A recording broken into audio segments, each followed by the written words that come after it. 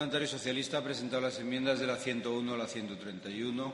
Para su defensa tiene la palabra el senador Ruiz Santos.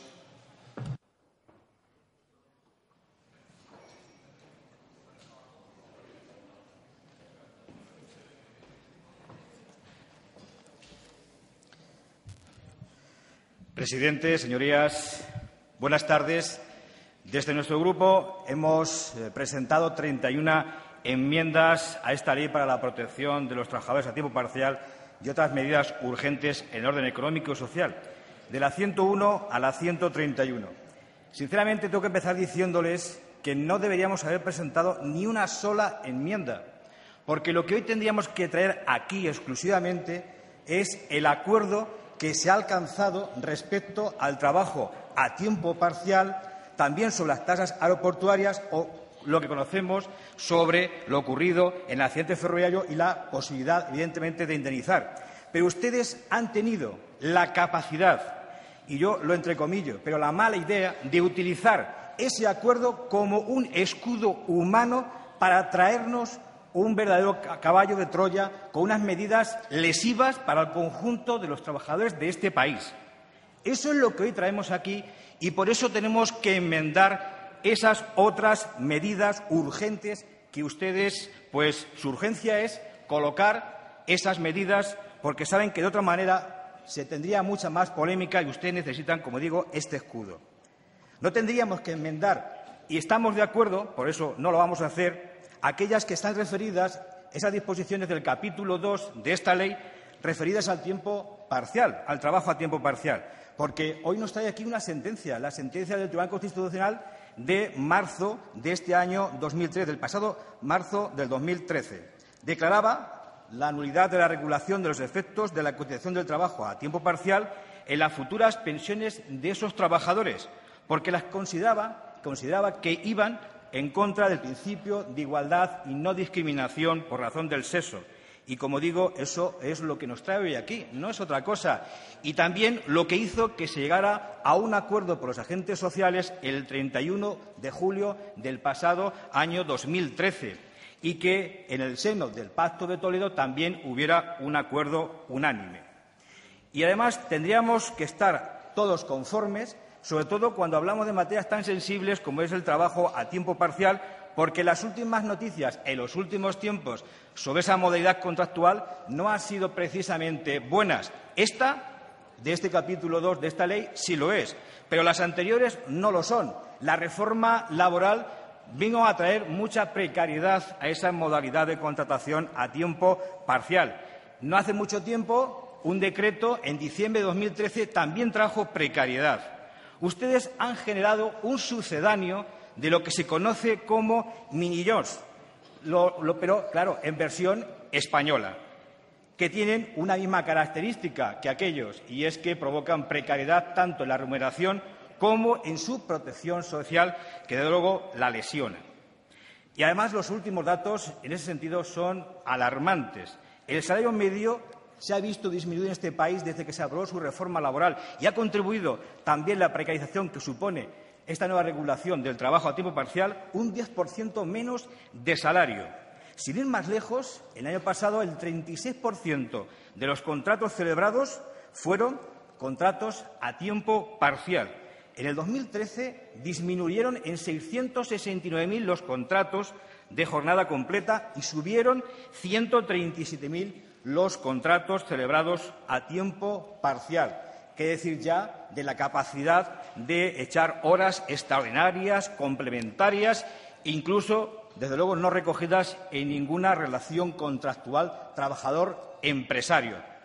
Es decir, que ustedes han traído sueldos más bajos con mayor número de horas de trabajo, lo que abre la puerta a la economía sumergida, al fraude a la seguridad social.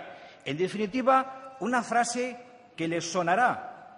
En este país hay que trabajar más y cobrar menos. ¿Recuerdan quién la dijo? Si lo recuerda, ahora nos refresca la memoria. Por ello, cualquier mejora que afecte a estos más de 2 millones de trabajadores nos parece bien. Y dando por defendido el conjunto de las enmiendas que hemos presentado, sí queríamos detenernos brevemente en algunas de ellas. en concreto desde la 101 a la 107, que van referidas a la supresión y modificación de varios apartados del artículo 6 de esta ley. Porque, por un lado, ya se ha dicho aquí, en esta Cámara, eleva la inscripción como demandante de empleo a requisito constitutivo para el nacimiento del derecho, provocando inseguridad jurídica entre el nacimiento y el reconocimiento a la prestación. En este mismo bloque, también de enmiendas, solicitamos la supresión de la exigencia del mantenimiento de la inscripción, provocando que su incumplimiento suponga la pérdida del derecho al cobro a la prestación. También sobre este artículo 6 presentamos una enmienda sobre su apartado 3, sobre el que solicitamos su supresión, al establecerse la obligación de comunicación y autorización para la suspensión del derecho a la prestación por desempleo en los supuestos, también se ha dicho aquí, de traslado de residencia o estancia en el extranjero por periodo de hasta 12 meses para búsqueda de trabajo o para su desempeño, y también para las estancias de no más de 90 días fuera de nuestro país. En definitiva, mucha más burocracia para los perceptores, problemas también que se le adicionan al perceptor respecto a la gestión que no le tenía que corresponder precisamente al parado, al desempleado. Otro bloque de enmiendas que presentamos también son las referidas a los derechos de los trabajadores, que entendemos que se ven lesionados porque ustedes lesionan esos derechos recogidos en los artículos 40.2, en el 41.4 y en el 51.2 del Estatuto de los Trabajadores. Me refiero a enmiendas que hemos presentado, la 112 y la 113, que modifican las reglas de representación de los trabajadores, de los representantes de los trabajadores, por ejemplo, la composición de las comisiones negociadoras en determinados ámbitos. Podríamos hablar mucho de esta materia y de la inseguridad jurídica que va a provocar en la autoridad laboral y también en los juzgados. Pero solamente les digo una frase. Este es el mayor ataque a la Ley de Libertad Sindical que se ha producido desde su aprobación. Reduciéndolo al absurdo, esto prácticamente significa que en los expedientes de despidos colectivos ahora la representación sindical legalmente elegida a través de las urnas prácticamente cambia por aquella del dedo. Es decir, un empresario despide y, además, incluso casi que puede elegir con quién negocia, que no siempre será con el representante elegido sindicalmente. La enmienda 116 también pretende la recuperación de los derechos que se tenían en el artículo 51 del Estatuto de los Trabajadores antes de la reforma del año 2012. Como aquello de que a ustedes les gusta mucho cuando lo quieren, pues tirar de que son recomendaciones del Pacto de Toledo las que traen acuerdos, pues entonces creo que no tendrán ningún inconveniente en aceptar la enmienda 120, porque evidentemente es también una recomendación de ese Pacto de Toledo que ustedes invocan cuando quieren y para lo que quieren, y en otras ocasiones pues lo omiten.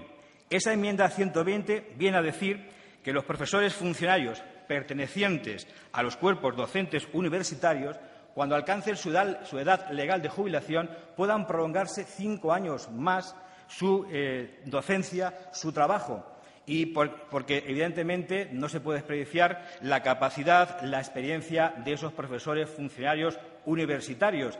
Y como es una recomendación del Pacto de Toledo para la prolongación de la vida laboral, pues yo creo que ustedes no tendrían que tener ningún inconveniente, salvo, como digo, que hagan ustedes una utilización partidista de ese Pacto de Toledo para lo que quieran y como quieran. De igual manera, también está la enmienda 131 que 4 grupos hemos traído aquí.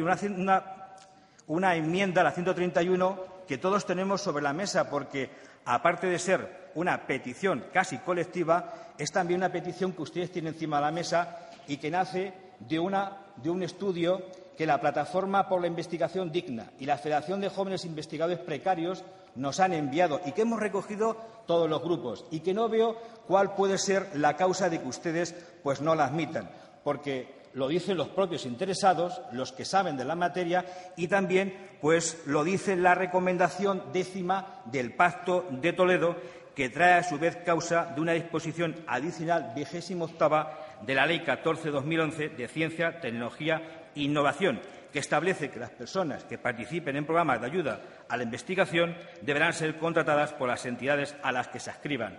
Pero, dicho claramente, lo que se pretende es que los fondos públicos que acaban en una entidad que los percibe y que contrata a un titulado universitario, no para un título o una carrera a un docente, una parte docente o título oficial, sino que lo hace para la investigación o para las supuestas prácticas, pues que se encuentre de alta, como entendemos claramente que debe ser. Y fíjese, yo creo que esto, aparte de ser una recomendación, le afecta a 200.000 jóvenes en este país. Y esta ley, que introduce tantas medidas urgentes en 16 ámbitos, ¿no le parece a usted urgente también introducir a 200.000 jóvenes de este país como algo urgente para que podamos mejorarle su calidad de vida, su calidad laboral? Porque estos jóvenes que acaban su carrera tienen que empezar muy pronto a cotizar, porque si no su carrera de cotización será precaria y difícilmente podrán tener muchos de ellos pues un inicio temprano en esa posibilidad de cotizar y tendrán dificultades a la hora de obtener en el futuro una pensión digna. Esto no es urgente, no solamente porque lo diga el propio Pacto de Toledo en sus recomendaciones, sino porque lo dicen los afectados. Y nos dicen, y a ustedes también les han dicho, que esto evidentemente es una medida contra el paro juvenil. Hay mucho paro juvenil, muchos de ellos están en esa bolsa de los 200.000. Aumentaría la recaudación de la caja de la Seguridad Social. Supondría una medida contra la lucha contra el fraude de las cotizaciones sociales.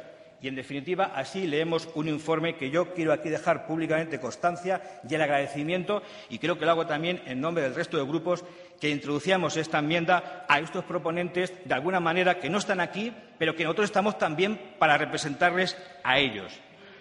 Bien, y fíjense, pero esto puede parecer que es que queremos aprovechar una reivindicación de una plataforma. No. Yo les voy a poner también, por ejemplo, un caso muy práctico, muy directo y que prácticamente por analogía cumple todo lo que aquí está diciendo esta plataforma. En mi tierra, en Castilla-La Mancha, gracias a la señora Cospedal y a su plan de garantía de los servicios públicos básicos, se han suprimido 7.000 plazas de maestros vacantes, de profesores. ¿Y qué se le ocurre? Porque se eliminan 7.000 profesores, pero siguen haciendo falta los 7.000 profesores, porque los alumnos no dejan de estar escolarizados. Se le ocurre, bien, pues crear una cosa que se llama programa de formación en el aula, que consiste en que si vas y haces prácticas durante 250 horas, unas formativas y otras trabajas en el aula, pues recibes 5 créditos cuando te presentes al concurso oposición, pero no recibes ninguna remuneración. Hay interinos que han sido despedidos y que acaban trabajando en su mismo puesto de trabajo porque necesitan los 5 créditos, pero en esta ocasión con la diferencia que no cobran ni un solo céntimo. Trabajan gratis. Y eso es lo que está ocurriendo en muchos rincones de este país, que hay becarios, que hay jóvenes que trabajan gratis, porque no tienen otra posibilidad, igual que le pasa a los profesores, a los maestros de Castilla-La Mancha. Y mire, eso no son prácticas, son las prácticas del PP, son prácticas abusivas. Y con el conjunto de estas medidas que presentamos a través de estas enmiendas es lo que queremos modificar, las prácticas abusivas del Partido Popular. Muchas gracias. Gracias, señoría. Turno en contra.